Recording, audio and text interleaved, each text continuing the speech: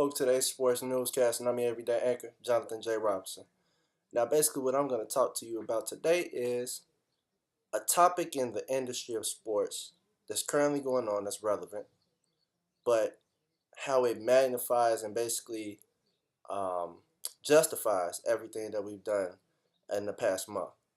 So, I've actually chose, it's a wide range, but I've chosen to take part in with the free agency, we call it free agency fever of the NBA, because I believe that kind of speaks on every level or topic that we've talked about in the past month. So as far as engaging and capturing a fan, that's what everything boils down to. And I believe that the NBA has done that with what they call free agent fever. So this year's free agents or top free agents will be Kevin Love, LeBron James, Dwayne Wade, Chris Bosh, um, and Carmelo Anthony.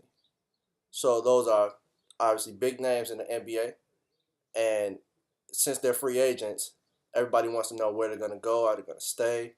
So by engaging the fans with social media, you can actually write a tweet to your favorite player directly to them. You don't have to go through a third party, or you don't have to see if it's a publicist really writing it. It's actually, if they respond, it's going to be the actual player responding. Or you can even write to the organization that you like. Maybe give them a proposal that you think they should do. Not saying they're going to listen to it, but it's a way to engage with the fans that's never been done before. So hypothetically, I'm a huge Bulls fan. So I would love for Carmelo Anthony to come play for the Bulls. So I could actually tweet at Carmelo Anthony from myself. You should come to the Bulls because we have a great organization. The fans here will love you, and this will be the best atmosphere for you to win an NBA championship. I could actually talk to Carmelo Anthony, and if he responds, me and him gonna have a full conversation. That's something that's never been thought of or even been fathomed in the past. I don't know, forever of sports. Um, and just taking it a step further, the athletes themselves can now engage with the fans in a way they've never done before. They can actually go meet with fans. They can do special things, set up special events, special meet and greets, and they can set it up by themselves via Twitter or Facebook, however they would choose. And if I mean they're an NBA star, so I'm pretty sure if LeBron James were to tweet, "Hey, I'm having a get together at this park, and I would love for people to come and join." Guarantee people are going to come through and show. On the other hand, another way the NBA has decided to capture and engage with fans is through the NBA draft, where the fans, the diehard fans such as myself, get to watch their teams make certain moves to improve their organization. Now, as the fans, maybe about 10 years ago, we would just sit back, relax, and just wait to see what happens.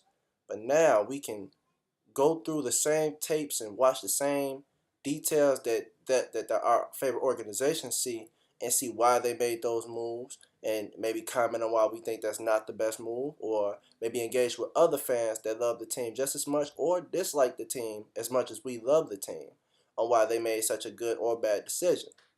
What I've learned throughout this month and in this class is definitely changed the way that I look and receive my favorite sports now. And I'm starting to get more engaged in different sports such as the World Cup that's recently passed or recently going on. Um, Sports have evolved so much throughout the years. I mean, they started at a point where you could only see the sports whenever they wanted you to see the sports. That's ultimately what it was. If you missed it, then sorry, you missed it. But it's evolved so much now that it is a constant need that people have to have sports.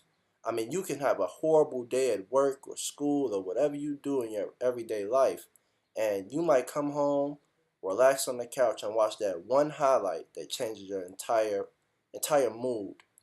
And it's amazing to see how much they progress throughout a short. It's really a short amount of time from where they started.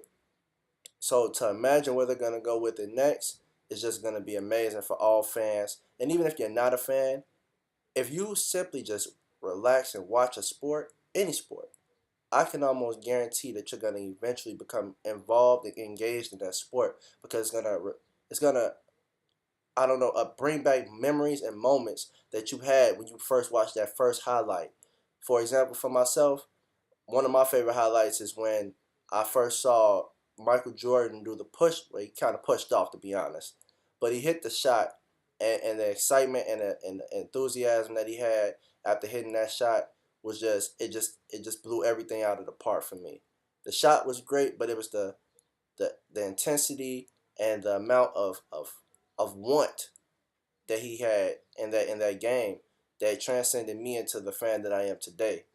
So I appreciate everything that the sports world has given us, and I cannot wait to see what they come with next. To conclude my video, I want to say thanks, Chris. I appreciate everything you taught us this past month.